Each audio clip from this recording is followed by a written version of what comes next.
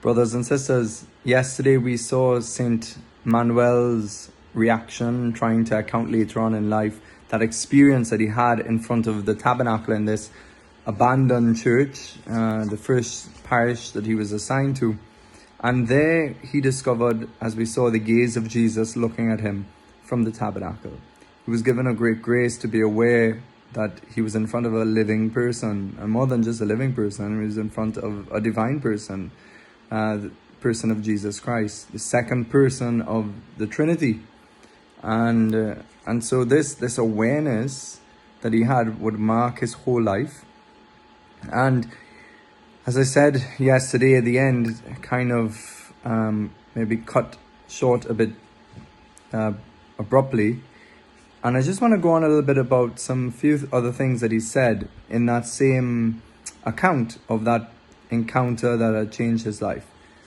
And he said that he wanted so much to be the priest that would defend Christ against abandonment and ingratitude, to give relief to his heart with my holy sacrifices, to serve him with my feet by taking him wherever he is desired. This idea of the priest, bringing the Lord in the Eucharist to God's people. And so at this point you could say in his life, the reality of his priesthood probably came home to him, that he was a priest of Jesus Christ in the Eucharist and the administrator of great grace in all the sacraments, but which take its life from the celebration of the Mass, from the Eucharist, from Christ himself. He goes on, he says, "And with my hands by giving alms in his name, even to those who do not love him, and with my mouth by speaking of him and consoling others in his name, and by crying out to those who do not want to hear him, until finally they would listen and begin to follow him. This would be a beautiful priesthood." All of us, not only priests, but all of us can learn from this encounter that Saint Manuel had on our life, that all of us have to bring Christ in some way to people, but whether it's the presence of Christ in our soul, the presence of Christ in the words that we speak when they come from the gospel, when they come from truth. We all are called to see our life in view of Jesus. But where is Jesus most real and alive to us, if not in the Eucharist? And so our lives too have to find the tabernacle at the heart. And of course, the celebration of the Mass has to be at the heart of our life. Of course, all of this takes great faith.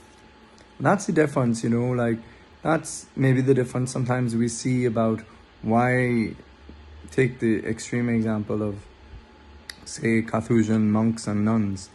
What is it they experience that allows them to go into that life of complete solitude and silence?